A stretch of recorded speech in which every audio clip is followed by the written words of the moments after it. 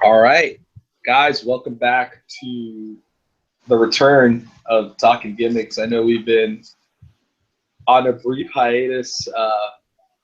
Shoot life has been kind of in the way. I've had a lot of schoolwork and a lot of travel for work. So it's been really hard. And I mean, Joey's gotten pretty busy with work and some other stuff too, right, Joey? Yeah, man. It's good to be back though, man. How you been? I've been all right, man. I'm kind of dealing with some allergies this week. Went up to Memphis early in the week for work, and I really, figuring how much of a hot wrestling hotbed that was. I was like trying to see if there was like a museum or something, and there was one.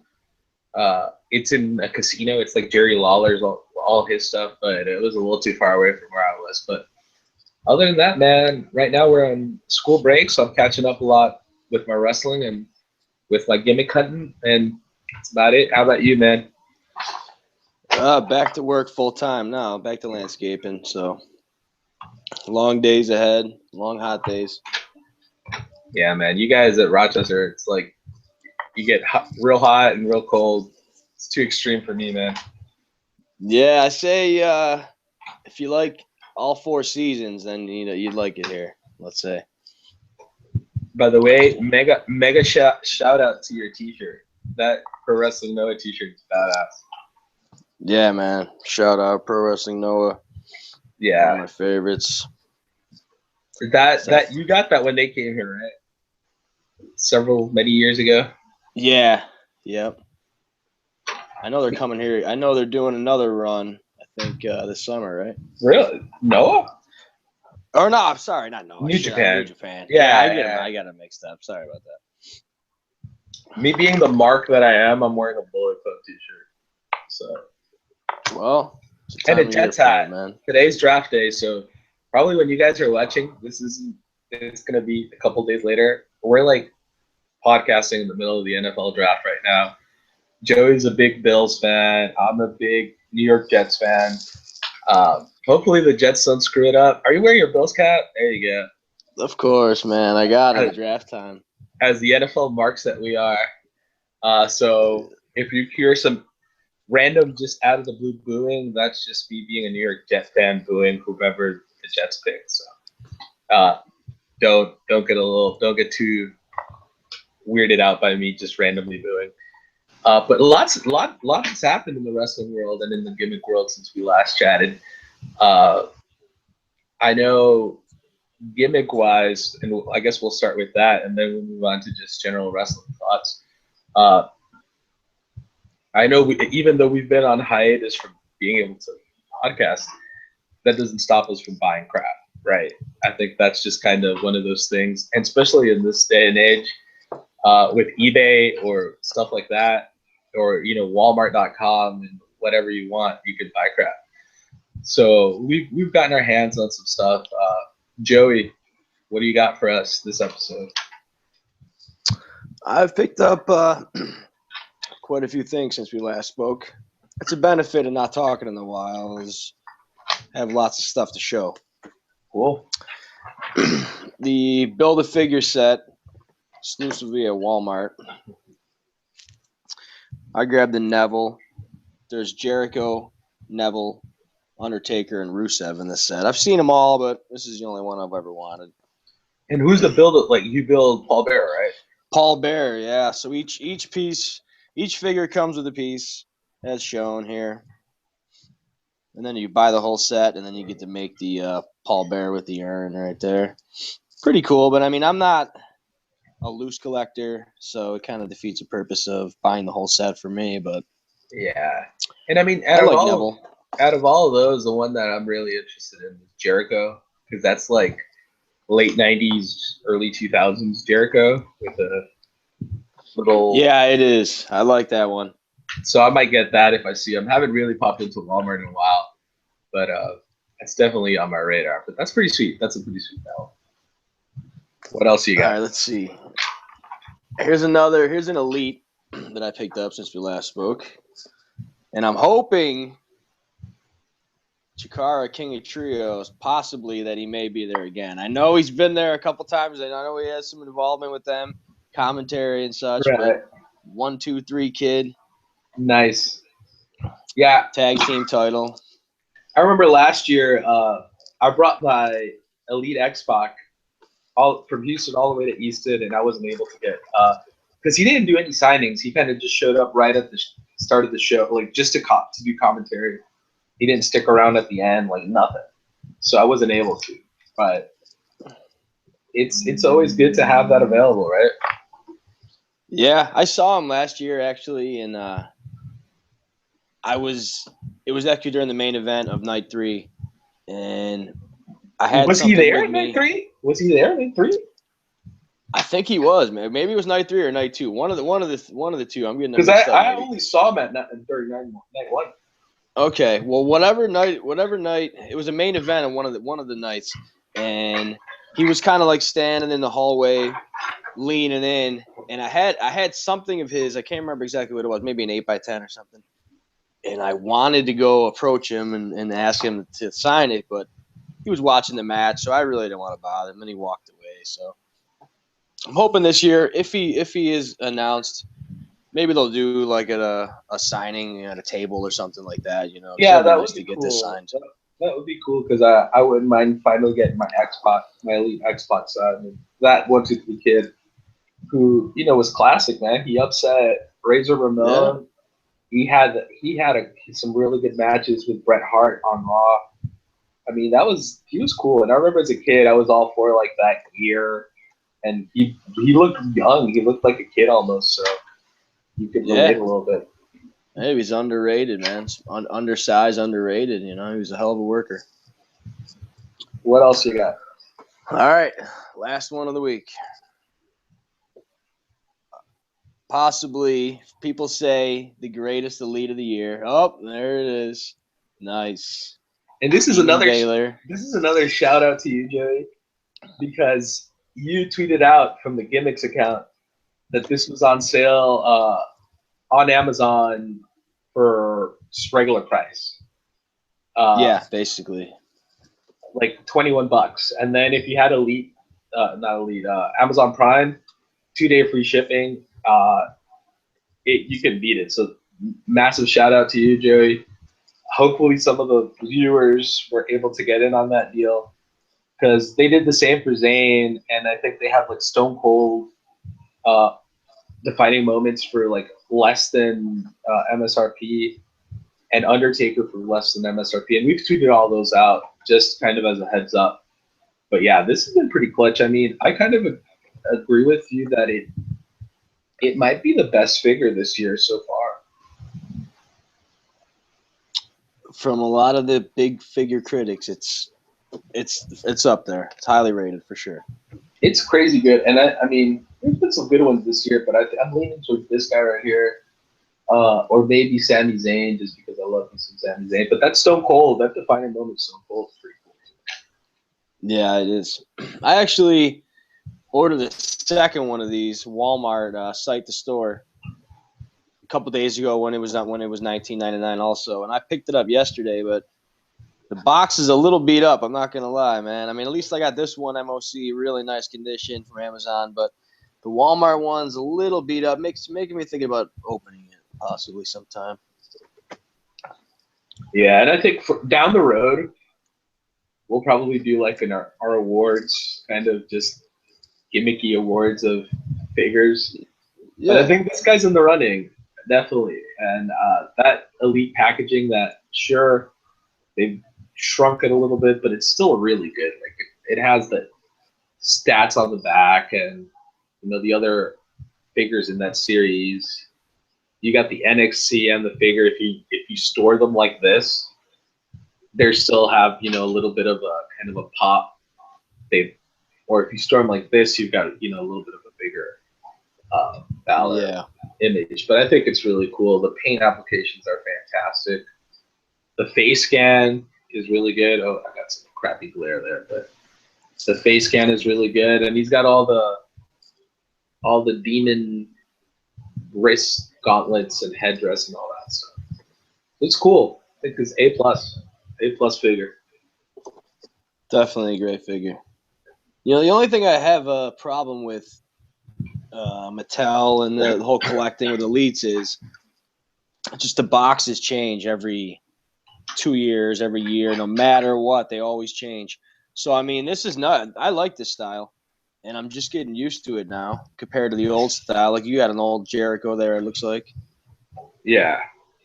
Yeah, like that's old style. And then you can see the Warrior up there, too, the blue style. So there's tons of different styles, so you can see they're constantly changing. And then there's the shorter blue. There's the shorter blue of that style. Yeah, like the Page, Elite 34, Yeah. Hogan, Doink, that series. So they're constantly alternating between red and blue, it seems like, and kind of shortening the boxes and making them a little bigger. So, I mean, it's kind of hard to keep a nice collection with them constantly changing, but I guess you gotta change with the times, I guess. And that's kind of it's kind of odd because like the classic superstars, that never changed. Like that packaging was consistent throughout the whole line. That collection looks really nice if you display it because the boxes, the packaging doesn't really change. Whereas, the Elites, I have a bunch of them out here. They've got the larger blue, then there's like a gray and blue, like Triple H with his WrestleMania 30 entrance here. And, it's not consistent. Even like the defining moments, at least they've kept the style.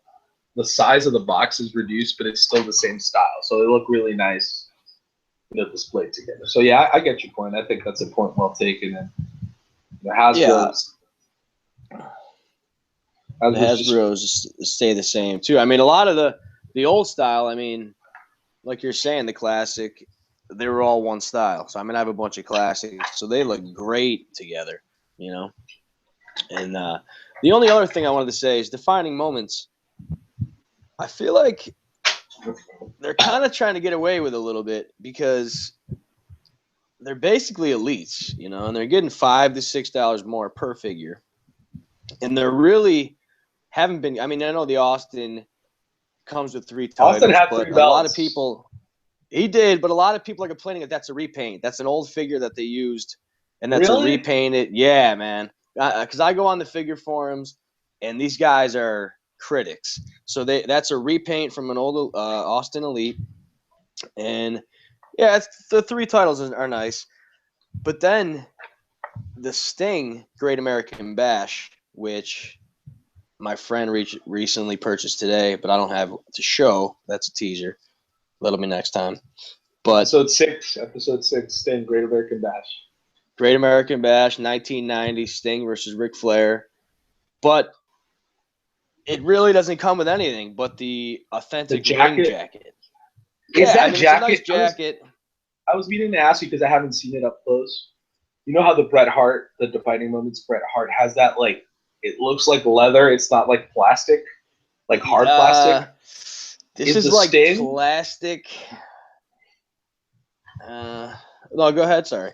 No, I was going to ask you that. Is it like hard plastic, like molded, or like a fabric almost? No, it's like a molded plastic painted. It's like a painted.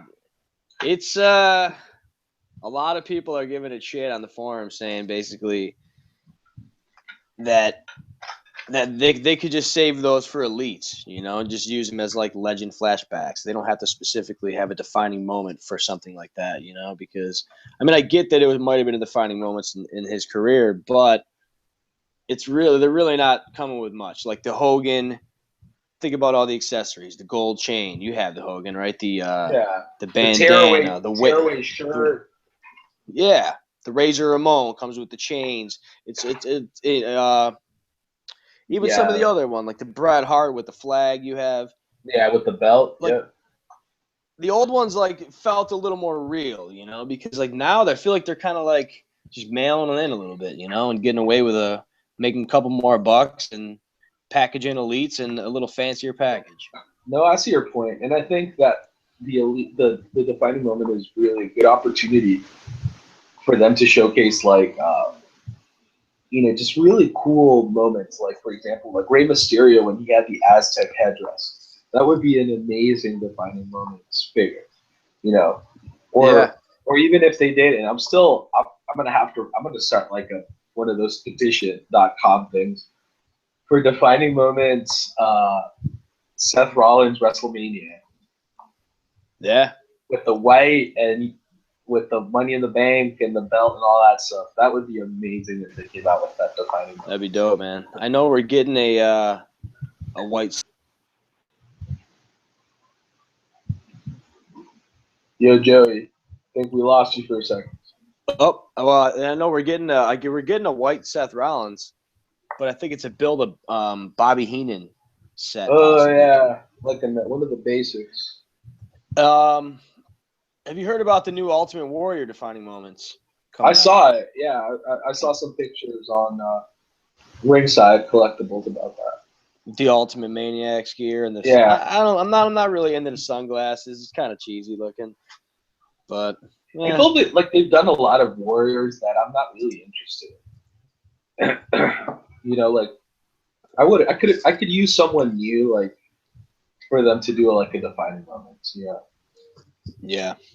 Someone that we haven't really seen a really good, figure or something like that, or pick. I mean, now that they have WCW, WWE, ECW, there's been so many classic moments that they should have a lot of options to pick. Even Jericho would be a nice one. Like, what I'm probably gonna get is the Ringside Collectibles exclusive Jericho Elite. Yeah, that blue one, right? Yeah, that one's pretty cool. I probably am gonna get that. That's sweet. All right, so in terms of figures, we've covered Joey. I've got a little bit, I showed the Demon Baylor, and I've got some Japanese stuff just because I know Joey follows Japanese wrestling, but I think on the Talking Gimmicks side, I think I'm a little bit more into it than you are, Joey. Yeah. Currently? A little bit more. Yeah, so, definitely currently. I picked up these little guys. There you go. Which is Misawa. Mitsuharu Misawa minis. And they're from a series. There were some other Noah wrestlers in there, like Marufuji and Kobashi and some other guys. But he's one of my top 3 faves, and I picked this guy up too. So I got both of the Misawas from Puro Central, who's really taking all my money. Like, it's ridiculous. But yeah, they're about maybe a couple of inches tall. This nice little display, guys, which I have here next to my Bret Hart. And then I got some magazines, which I know here in the States there's some options, but there really isn't anything as like in Japan where it's kind of, there's so many different publications. So I picked up this Los Ingobernables. They call these MOOCs because it's a magazine and a book, like a 2-in-1 type of deal. And it's pretty cool. Like, the first part is just there's some interesting ads in there that I think by the way, I totally need one of those. One of those Okada figures. Yeah, But, that'd be sick. Just some sweet, like, pictures right there. Evil Bushi, Naito, Los Ingobernables de Japón. And then it gets into, like, this black and white kind of, like, stories, like, articles, which, I mean, I sadly don't speak or can't read Japanese. Nakamura right there. So I'm probably going to try to find an app where I can just take a picture and maybe translate it. If that even exists. If it doesn't exist, someone needs to invent that. Did you buy that online or? Yeah. So on Twitter, there's a guy who he he imports a lot of stuff from Japan and he sells through his website, purocentral.com. And he brings these like, Japanese magazines and sometimes figs, DVDs, and some other stuff, depending on kind of what's popular. And then he sells them decent prices. I really think they're playing. Okay, nice. Yeah, you got some Hayabusa action over there. It's pretty dope. I'm really happy about this. I think I wound up paying shipped maybe $20 for it. It's not bad at all. No, that's not bad. And then the other thing I got is this program from Invasion Attack 2016, which we'll get into a little bit more when we cover New Japan. But it's really important because this is the event where Naito wins the belt. And currently, if I were to do my like top 3 wrestlers, favorite wrestlers currently, I gotta say Naito's first, Ishii second, and then Phoenix is third. Those would be my 3 right now. So I stayed up till 2 in the morning. I was in Galveston, Texas, on the hotel Wi-Fi, just watching Invasion Attack. And it was pretty badass. We'll get into it a little bit more once we get into New Japan. Joey, if you top 3 right now, who you got? Oh man, that's put me right on the spot here.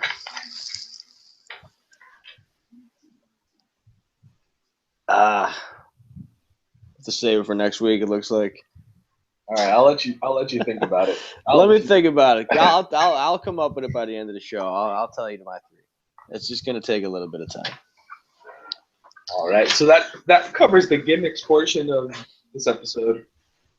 We don't really have a gimmick of the week this week. I mean, we just wanted to come back and just put some more audio and just put out another episode. So once we settle back in, we'll go back to having our gimmick of the week. But I think it was a pretty good week of gimmicks.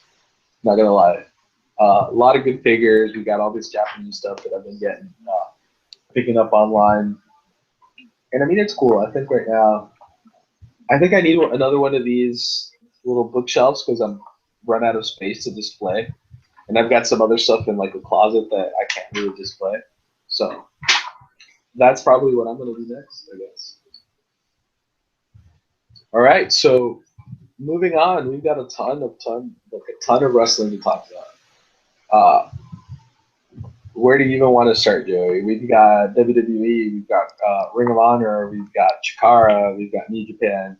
Pick your poison. Let's go with the biggest. WWE? Yeah.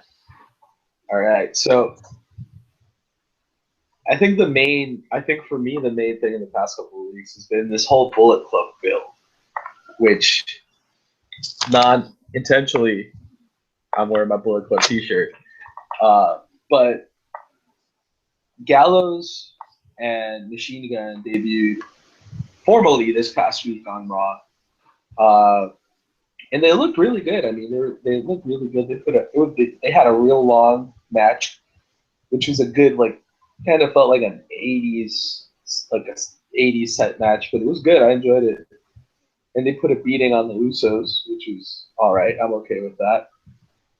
But they're setting up this whole thing with AJ that, I mean, could go either way. I personally think that they're setting it up for them to betray AJ and then Balor to claim to be the leader behind it. And that's how he's going to debut in a feud with AJ. But I don't know. It could go a different way. What do you think, Jay? I think the same thing as you, man. I'm thinking Baylor's going to get called up soon. I know he recently said he's staying in NXT, but he still could stay in NXT and do a couple appearances here and there and build it up through time. But I could see somehow this Sunday at Payback, Gallows and Anderson costing Styles the match. Somehow, and then Baylor ends up getting involved, like you're saying, and then a feud with AJ to get a program going right on the main roster. So and a couple that's of possible. And a couple of things that connect to that. AJ Styles goes up against Roman Reigns for the WWE title this Sunday. Payback on the WWE Network. Which, by the way, if you don't have WWE Network, that's just bad for business. Even if you don't watch the current WWE product, there's so much in that library. Like you can go back and watch ECW, WCW, old WWE, Attitude Era stuff, World Class Championship Wrestling. I think Smoky Mountain's on there now. It's just good value, but neither here or there. They don't pay me for it, but I just think it is good value for wrestling. So that's one thing, and then the other thing is Balor in an NXT house show lost his title to Samoa Joe, and that's why, as Joey mentioned, why would he lose his title like that if he's not coming up to the main roster? Yeah. And then the other thing that I read today, there's rumors that WWE is planning to bring back the whole War Games gimmick match. Did you see that, Joey? I heard a little bit about it. I'm not really sure. Go That ahead and tell me about it. They're not gonna bring it back, from what I read, and of course this is dirt cheap stuff that we usually don't talk about here. But I'm too stoked about it just because I am a mark for War Games. WCW War Games was one of my favorite pay-per-views, so I'm going to talk about it. But the rumor is that WWE is planning to bring it back either by SummerSlam or Survivor Series as just a match. They're not going to call it War Games, but just that same premise: the 2 cages, 2 rings, 2 teams. Team members come in different intervals, and they're setting up to do some form of the Shield versus some form of Bullet Club. Shit, that'd be sick. Which, in my opinion, it's that would be badass. Like even if it's Rollins, Reigns, Ambrose, and another 4th or 5th guy versus, maybe AJ, Balor, Machine Gun, Gallows, and someone else. I think that would be amazing. I mean, you can't really have War Games without the Wyatt family, it seems like, too, somehow. So maybe it'd be a massive 10-man warfare or some shit. Who knows? Yeah, 3 teams or some shit like that. But I think I'm hyped for that.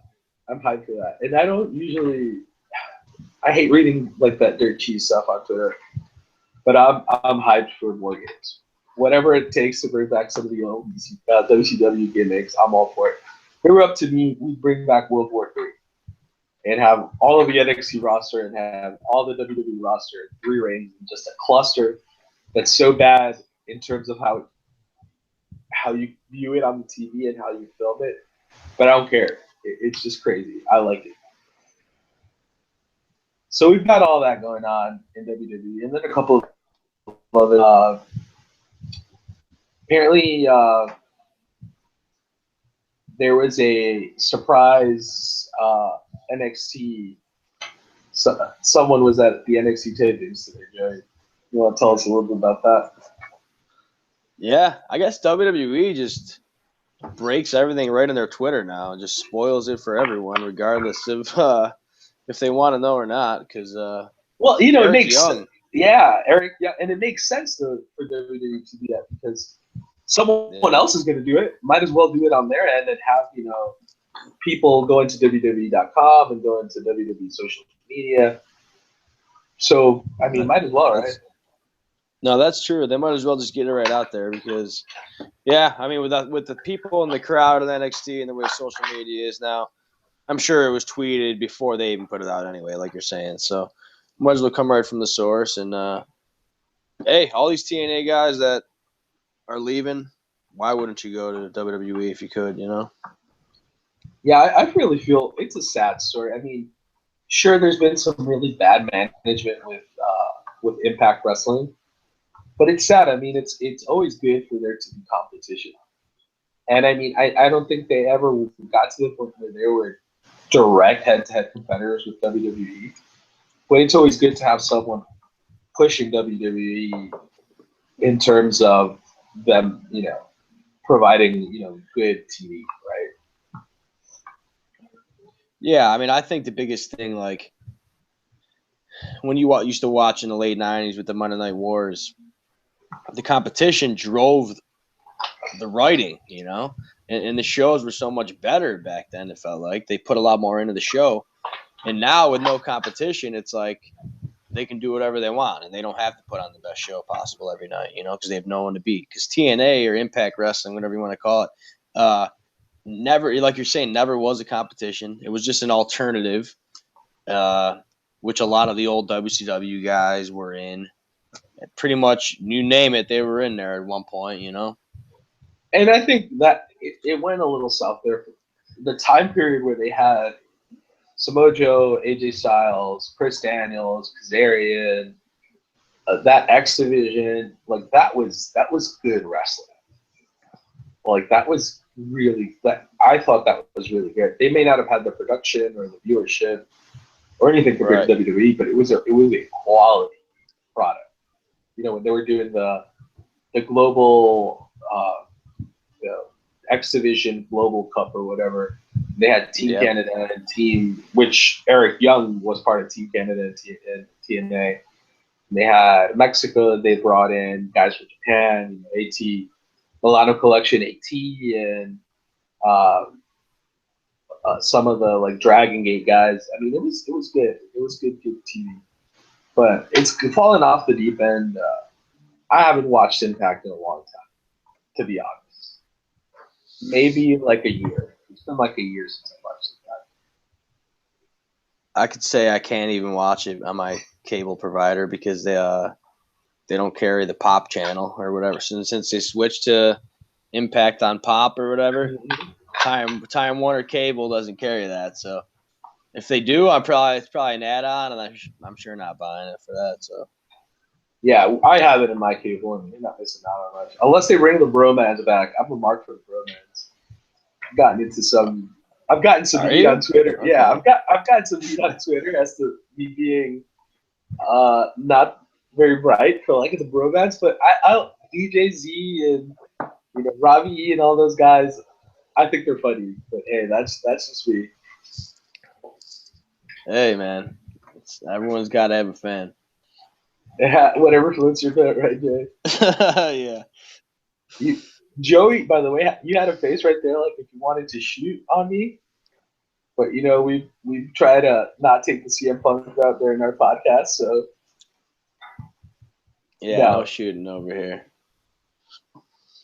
maybe we can do like a Talkin Gimmicks shoot cast type deal.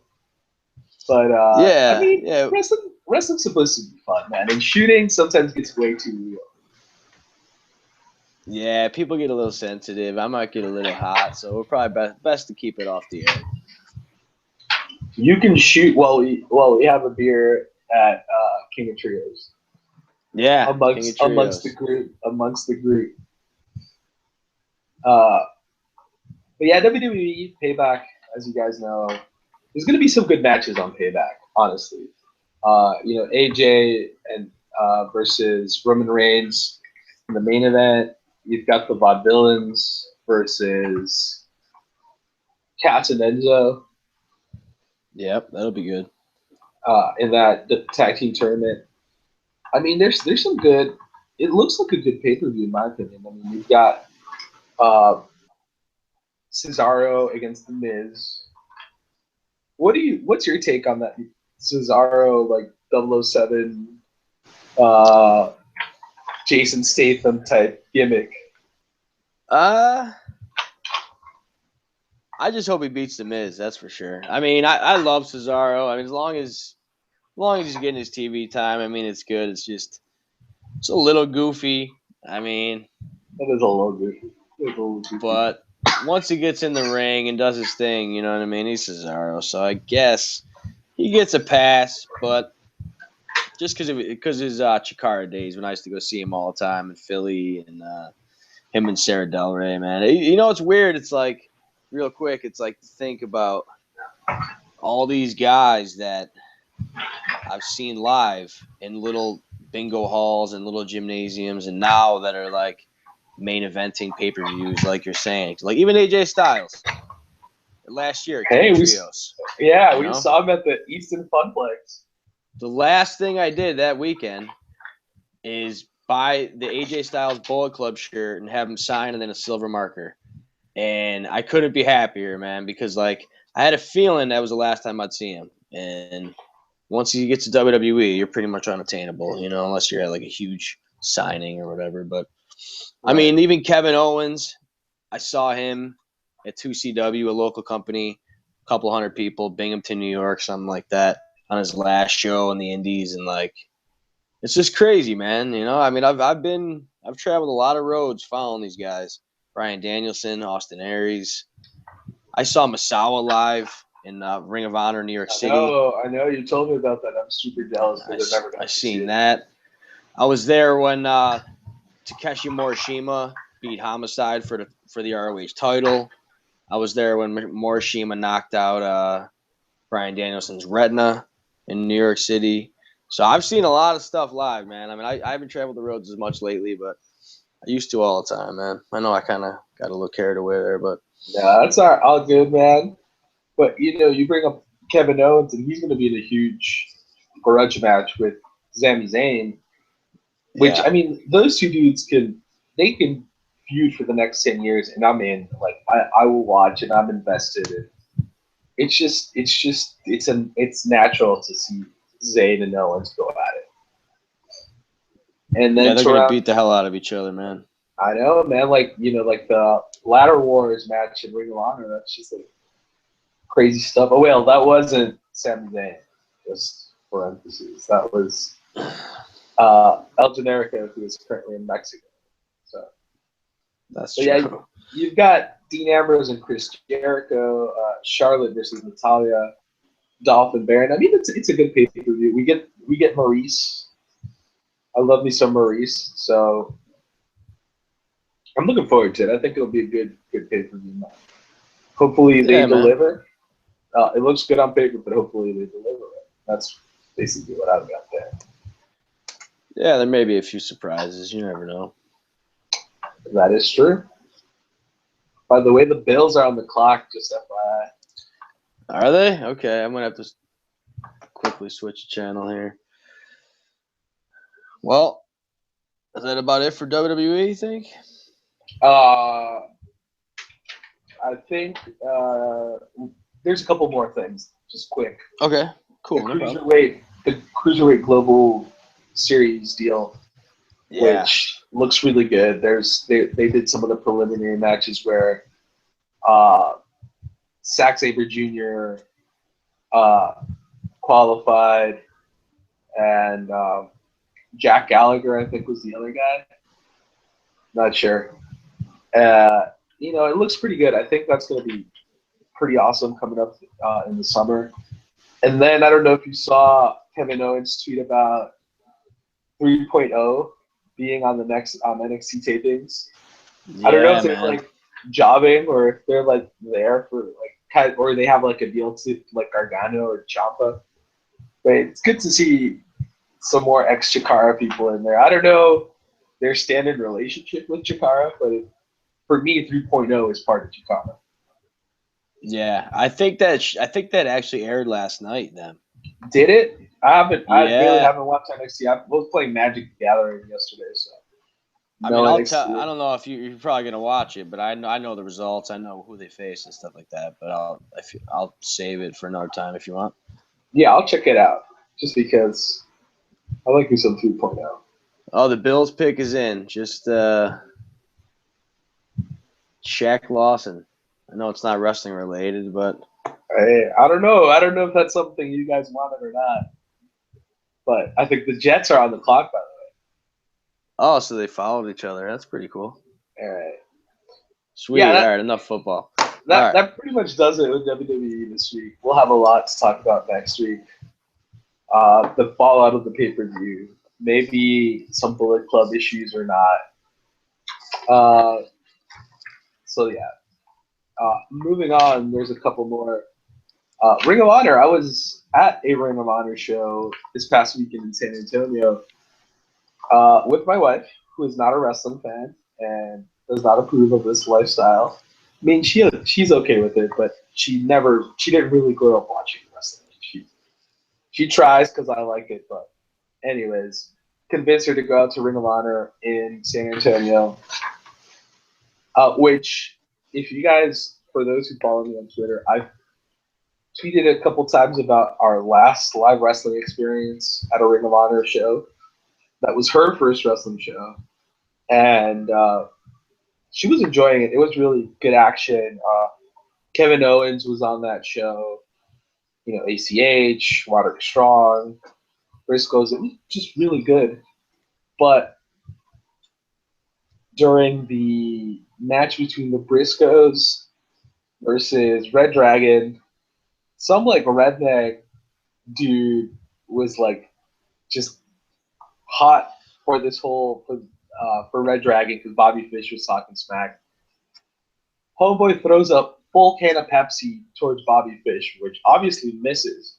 Hits the row in front of us, which is like a dad and some kids, and we get splashed with Pepsi, and my wife was pissed. Sure. That was the last one we went to.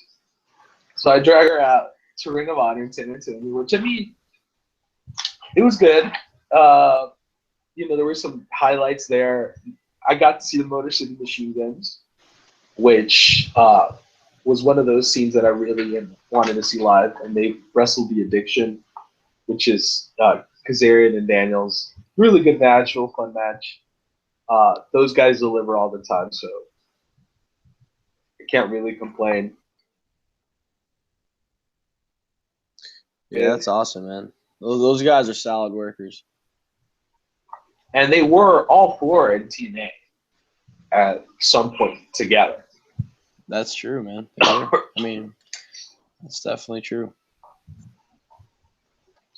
One of the other highlights, Young Bucks versus Delirious and Cheeseburger.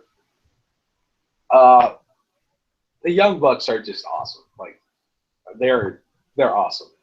They show up with like their wrestling gear has their faces on it, like pictures of them on their jackets and on their pants. It's just crazy. You know, my wife became a Young Bucks fan. You know, they're funny. They're really good wrestlers. They're entertaining. And I mean, Cheeseburger, he's over in Ring of Honor now. Yeah, he is, man. I've never seen him live. Is he? He's pretty small, right? He's skinny. Like, he may be a little. He's taller than the Bucks, for example. The Bucks aren't the tallest guys. He's taller than the Bucks and then Delirious, but he's just so skinny. Yeah. But it was a good match, good entertaining match with, you know, some comedy spots, some, you know, good action, Super Kid Party, you know, Cheeseburger's gimmick with the Shote. Good match. My wife just loved the Young Bucks.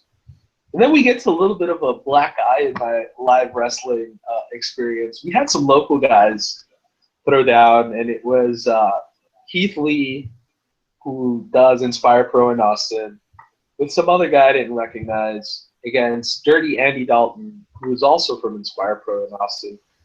Some other guy I didn't recognize. And, you know, we're sitting we're in the third row, opposite. So there's the entrance aisle on the other side of the ring. So, and he comes up, grabs a bottle of water, and he just goes Triple H type spit into our section, like on purpose, to like spit on us. And when he does that, I'm like, holy shit, we're never coming back to wrestling again, at least as a couple. I'll probably come back by myself. And she saw it coming, so she kind of turned away.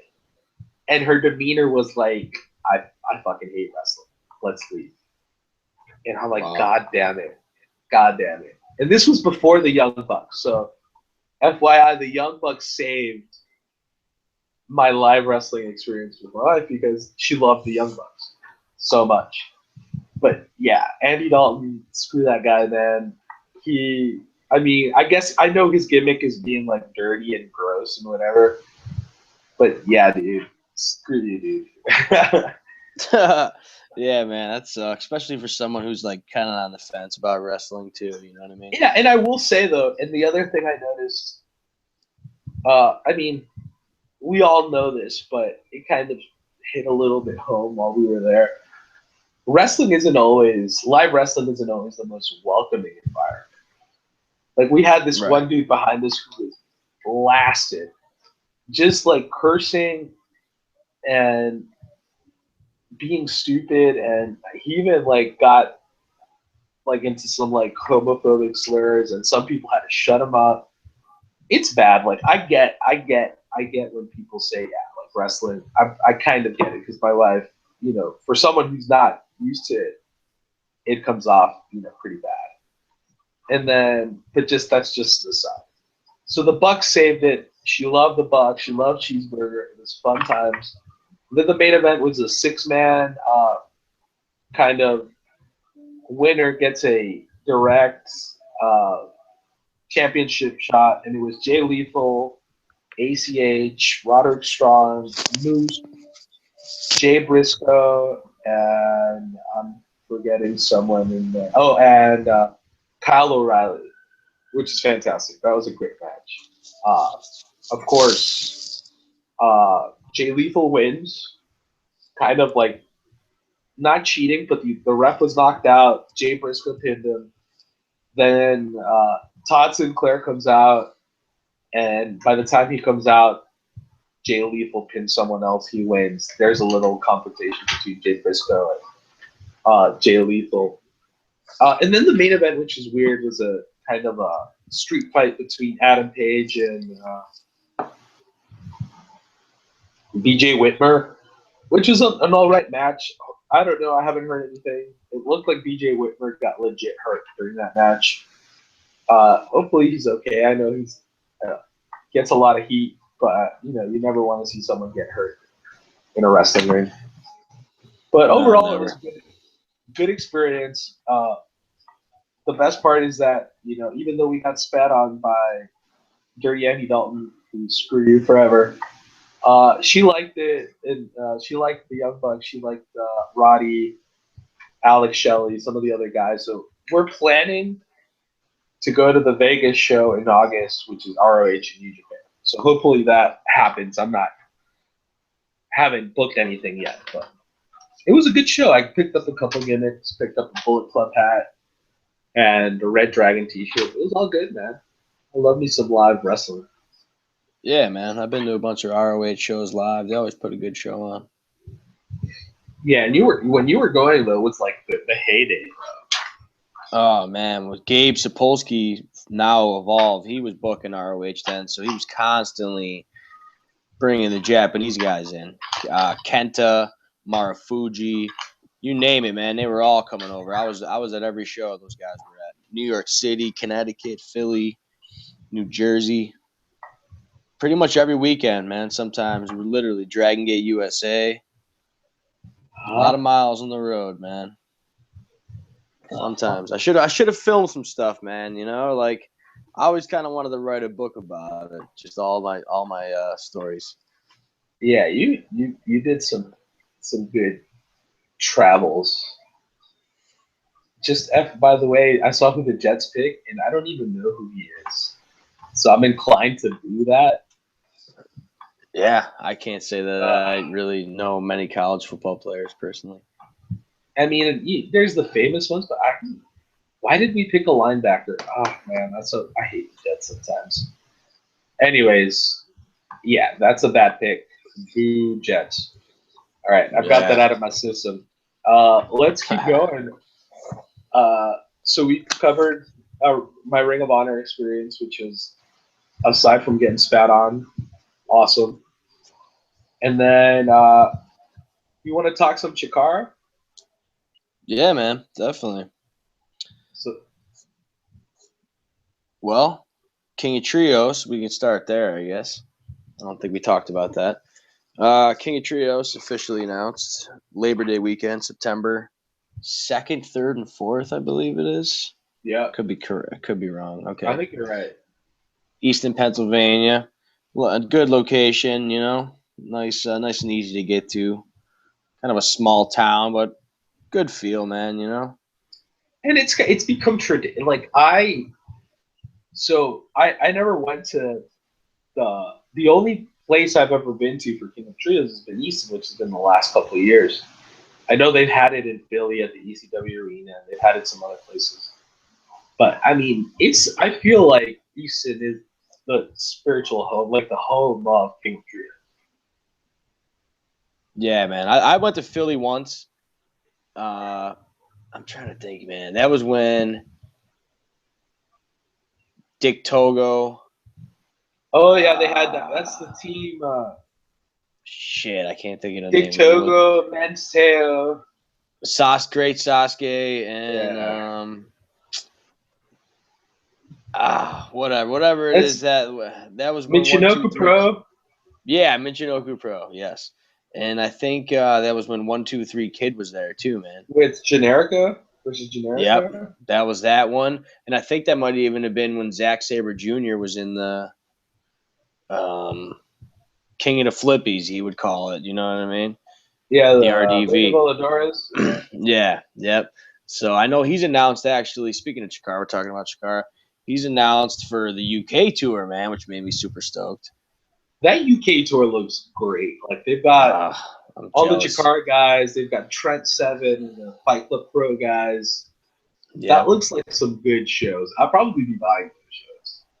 Yeah, dude, I'm super jealous of the UK people for a lot of reasons, man. Like we could talk about. One of them being, I know we just talked about trios real quick, but the return of Mike Quackenbush to the ring, one night only. That's Johnny Kid's retirement, right? Yeah. I think that's crazy. I think that would be pretty cool because I didn't think you'd come back. Nah, I listened to his podcast. I listened to a lot of interviews with him, and I know he says how injured he's been and everything, and I know that it's an honor for him to take this match on from what it sounds like. So he's been training hard, and it's going to be under old school English rules, I believe it's going to be. Oh, sweet, like those World of Sport. Yeah, World of Sport rules. Yeah, I guess. That'd be good because that way, it's not going to be very physical in terms of like bumps and. Right. Yeah, so that'd be good. I think that'll be a good match. But yeah, it's more strategic, more holds and more stuff like that. So that's good. But yeah, I mean, going back to trios, and then we'll keep going into Chikara trade. Set for Labor Day weekend in Easton, Pennsylvania. Easton is a weird town. I like Easton though, but it's weird. Yeah. I've been there a bunch actually for shows, and a couple times I'd be by myself or whatever with a buddy, and he'd be at the hotel, and I just literally would walk the whole entire town, and it would take me about 10 minutes, I feel like, and I'd get around the whole square with a police station, and it's just it is a weird town, man, but it's got a cool feel to it once you're there for trios, because it's like it's like everyone's there, man, from different countries. It's got a good feel that weekend, and it's kind of cool because it feels kind of like a lot of the Twitter people, wrestling Twitter people that we interact with, go because they like trios or Chikara or whatever it may be.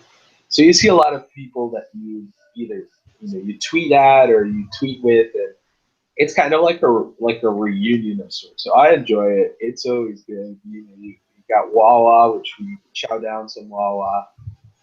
We go to our yearly trip to the Gimmick Mall. It's fun times, man. I love these King trios, and we will be there again. 30 in a row, right, Jay? 3rd year in a row. This is true, man. Represent Talkin Gimmicks. We'll be in the house, man. Hopefully we're gonna do some sort of live episode there, at the hotel, possibly with some guests. I know we want to have Chikara referee Larry Peace on in the near future, to promote his gimmicks and talk about Chikara and upcoming shows. I'd like to do that sometime before trios, maybe with him. Yeah, that'd be cool, and I think it's going to be cool out there because, as you mentioned, there's a lot of possibilities of getting people to just hang out, talk wrestling and talk gimmicks, and, go over a little bit of the day of the event, because of course we're there for trios, but it's just so much that's going on, and the days fly by. I've had a blast the past 2 years at trios, and I'm sure we'll have a blast this year. Hopefully, I'm planning on doing some of those, just because I live in Texas, some koozies with some sort of Talkin Gimmicks thing on it. That'd be pretty cool. And I'll just hand them out to people who we like, or maybe we don't. Man. I don't know. But we'll have some stuff made, and we'll be giving some stuff out that weekend for sure. Yep. So yeah, King of Trios will be there. It's gonna be dope. And then that's been booked. We've got our travel tickets, all that stuff. So hopefully we'll see a bunch of y'all out there. We've never met you guys live and in person, but you watch the show, and maybe it's 3 people who watch the show. Say hi. Maybe.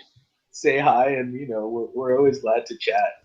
I will be the dude with the giant backpack because I buy so much merch there.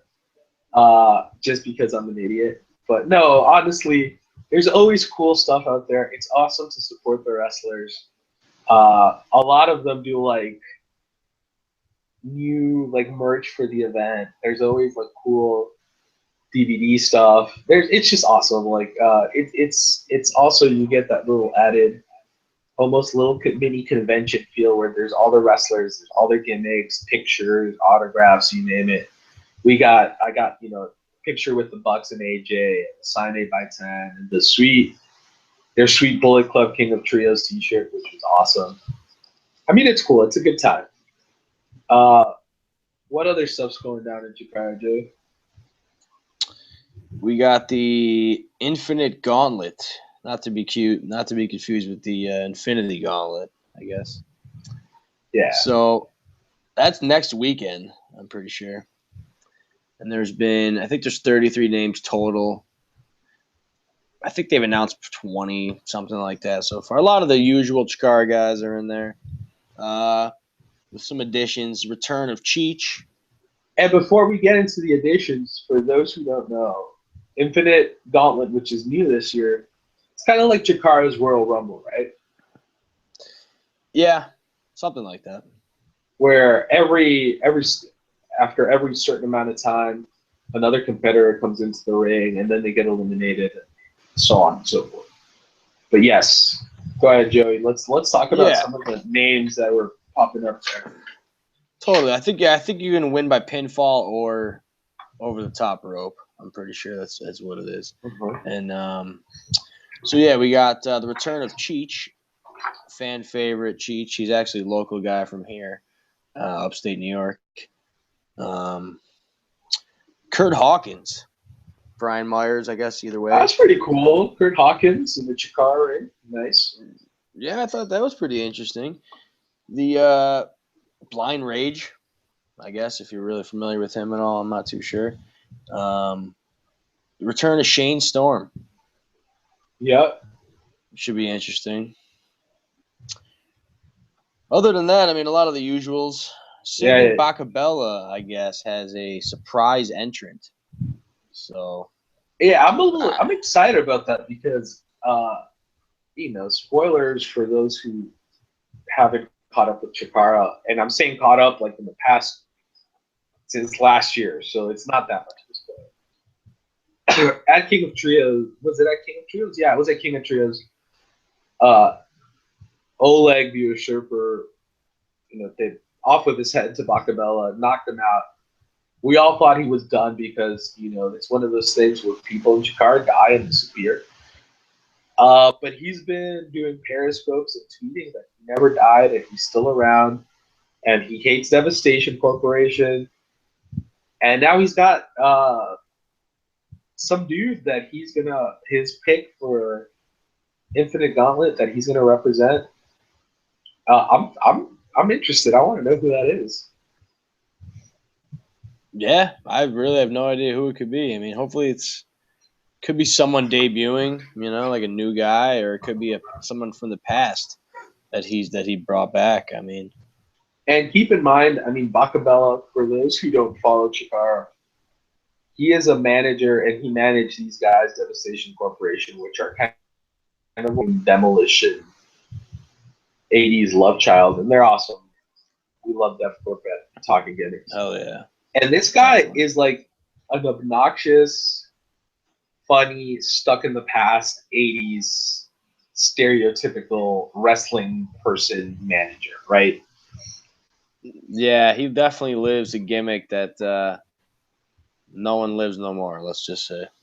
Yeah, he's talking about, dudes like Toots Mod and, the Von Erichs and the Territories and Vince Jr. And I mean, it's Yeah, awesome. it He is. had, He's definitely got his own little shtick going. It's definitely pretty funny. and I remember at Trios 2014, he had a signed 8x10 of him and Vince Jr., which was awesome. And it flew off the shelves. Like a lot of people bought that, and I have mine. And he asked me, what's your name? And I go, Julio. And he signed it to Julio, Mexico's a cesspool. I mean, I'm not Mexican, I'm Guatemalan, but I thought it was hilarious. And Ryan, who's our other buddy from our trio strips, who's from Denton, Texas, the Dallas Fort Worth area, he signs it something like, never trust Fritz Von Erich. Stuff like that. I mean, it's awesome. Yeah. So if you guys ever get a chance to look him up on Twitter or maybe on Chikara, he's just classic. So it's good to have him back. We're excited to see who he's entering into the Infinite Gauntlet. There's a lot going on in Chikara. I think Chikara is. I mean, we love Chikara here, but I think right now they're kind of hitting a stride. Where they know who they are and they're like really getting to that level, kind of catching up to where they were before the company went dark with that whole gimmick with the Teeter Corporation and all that stuff. Yeah. I don't know if you agree with that, but I think right now they're, and from what I've read, like this year has been a really good Chikara. I haven't watched all of this year's events, but what I have watched is pretty good. I think the only gripe a lot of people have is that the live shows are short. They're like hour and a half, hour 45 minutes, but that the action's good. So it's good to see that, progression.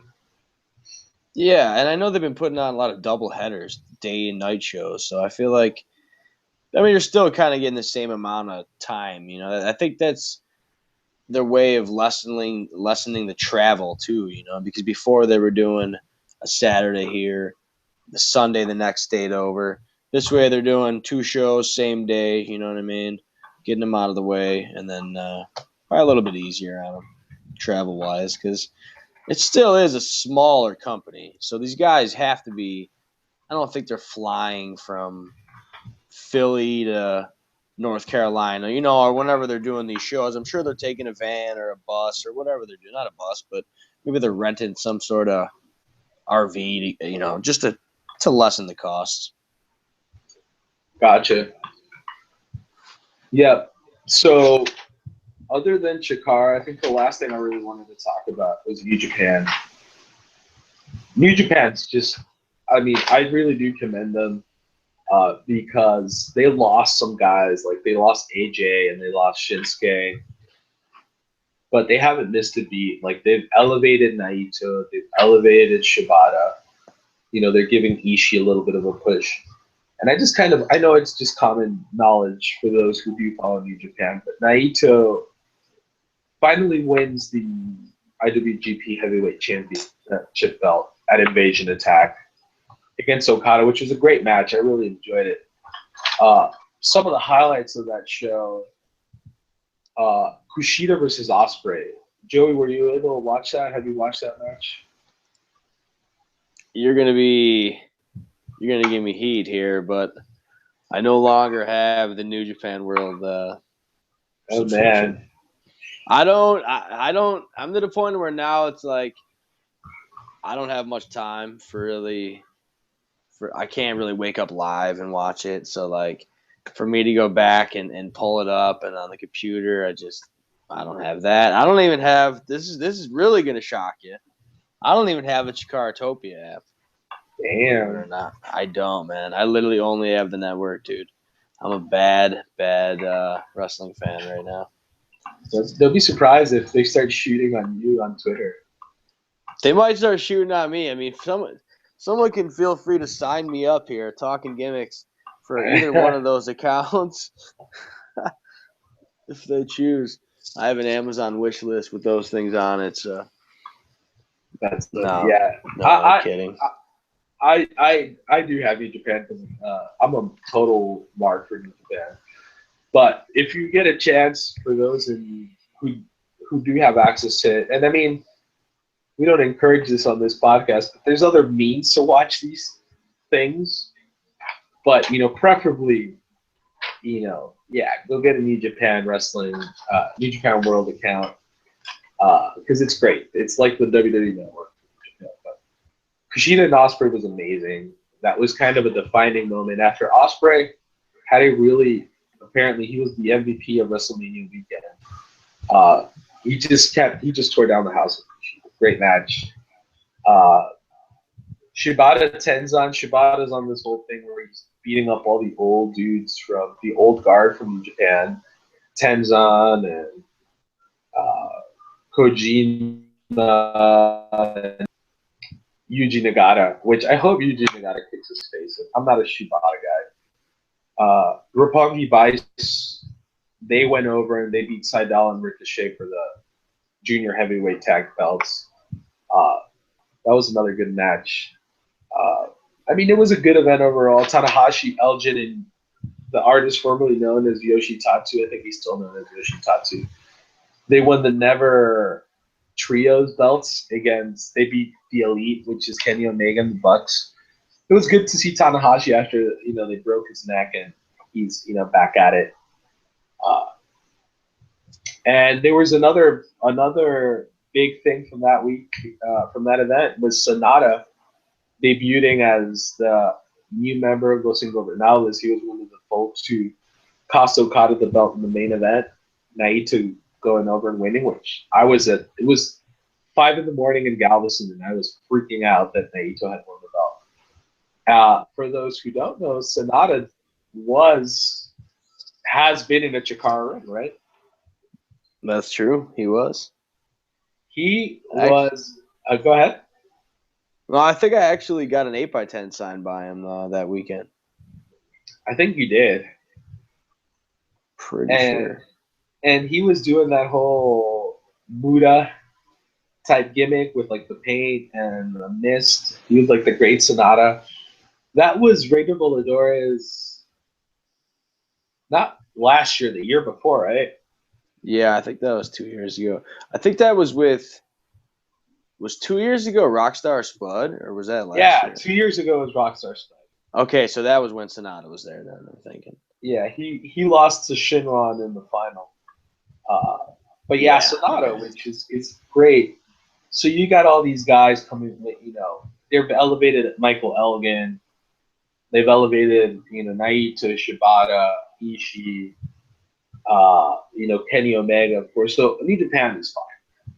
They've lost some of their big guys in AJ and Nakamura, but I think New Japan is in pretty good shape. There's a lot of good action. There's the Wrestling Dontaku, which is in a couple weeks, I believe.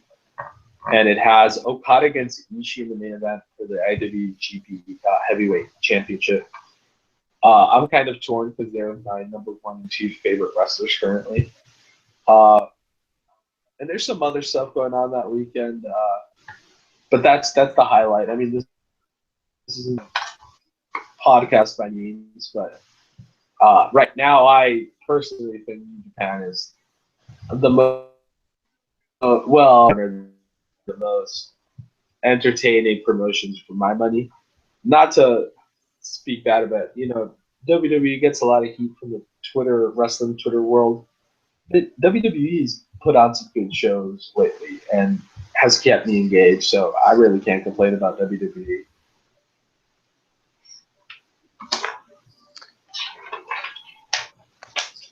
Anyways, go ahead, Jim. No, I mean, I used to have a New Japan World membership. Over the winter time, I have a lot more time. So, like, in the winter, when I'm not really working as much, I was able to get up and watch all the events live right in the morning when they were airing. Not stream it right to the TV. That'd be nice, but it just got to the point of where I had to cut a couple of these monthly memberships, and that had to go. But I still follow along. Twitter makes it easy to keep up with results, and a lot of those people post GIFs or whatever those things are called. A lot of those are the matches, you know what I mean? So you can basically just follow a couple of those Twitter accounts and see what happens, up to date.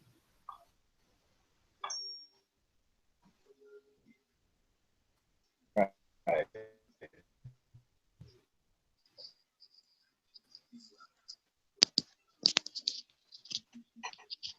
Yeah, kind of the catch up together. Fortunately, I love that together. But yeah, there's other resources online for Lucha Underground too. I know of a couple of podcasts that that's all they talk about. Next week we'll do a little catch up on Lucha Underground. But normally at this point we would get into our retro wrestling. But as you guys can see, we wanted to put something together. We found that today was convenient, and we didn't come up with a Lucha. Retro wrestling episode, which are bad. But we've got one picked for next week, right, Joey? We do, and it's the first pay-per-view that we've chosen to date. A little bit longer than normal. It's WCW, one of our favorites here, Talkin Gimmicks. 1995 Bash at the Beach. So that should be a real fun one. I know Vader was shown on the picture, a couple other guys. So it's about 2.5 hours roughly. So we'll cover that here. If you want to watch along at home, WWE Network, 1995 Bash at the Beach, WCW. Yeah, and I think that's a good pick, and that was Joey's selection. Well, he asked, all right, you picked the promotion, Julio, and I'm like, all right, WCW, because that's my jam. It'll be better than watching some of the bad nitros we watched previously. So we're stoked for that. I think that's something that if we get on next week and we live tweet about it, we'll let y'all know that we're gonna watch this on whatever day. You guys are welcome to join and throw in your 2 cents. All right, so that basically wraps up this kind of impromptu coming back from the dead episode of Talkin Gimmicks. So for those who don't follow us on Twitter, we're at Talkin Talkin Gimmicks Gimmicks on Twitter. You can follow us. We're always posting, as we talked about earlier, deals and pictures of y'all that you guys send us of your collections or figures or T-shirts, and just random wrestling goodness out there, even random collectible goodness. Because I know Joey likes some other superheroes and Star Trek, Star Wars type stuff. Yeah, man. And then Joey, there was something else you wanted to add, right? Yeah, we got one of our followers there won the mystery minis. Is that what it was, right? Yeah, which at War Eagle, my bad. I was supposed to mail them. I've been traveling like nobody's business, but they are on their way with some extra goodies to make up for my obliviousness. So hopefully you will enjoy all that stuff, and thank you for following and listening. And there was something else you wanted to add, right, Jerry? Yeah, about him, right? Yeah, yes. Yeah, I know his son had some sort of surgery last week, and he tweeted it at everybody to give him some support. And Sheamus actually retweeted it and gave the kid some support, which I thought was pretty cool because he had a Sheamus stuffed doll with him, I think, during the surgery. So Sheamus saw it, recognized it, and yeah, there was the hashtag kick out Colt.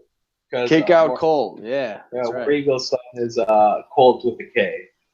So we were following that, and we saw that everything went well. So we're really happy because we're all in this together, and it's good to see it's good to see that it went well. Right, Joey? Yeah, man. The next generation of figure hunters, you know what I mean? You got to make sure they're taken care of. So we're going to send little Colton a little package from Talkin Gimmicks with some kid gimmicks, you know what I mean? He's a little guy, so we'll hook him up. So War Eagle, that's coming from us. Expect something for Aiden and Colton in the upcoming weeks. Yep, and I'm also getting something in the mail, right, Joey? You are, man. There you go. I wish I could send it to you through the internet here. Yeah. For those who have not watched any of the previous episodes or have not paid attention to my collection, I'm a Bret Hart guy. Like, he's my all-time favorite. And before we got on the show today, Joey was talking about how he found it out there, and if I wanted it, me, I'm all for my Bret Hart gimmick. So I appreciate Joey sending that up my way. And as we mentioned, for War Eagle, there'll be a couple packages in the mail, one from Joey, one from me. We're glad that everything worked out with your son, and hopefully nothing reoccurs or everything's all right. So from us at TG, it's Talkin Gimmicks. Thank you guys for joining us on another crazy episode, and hopefully if everything stays to schedule, we will be with you guys at some point next week. All right, take it easy. All right, see you later.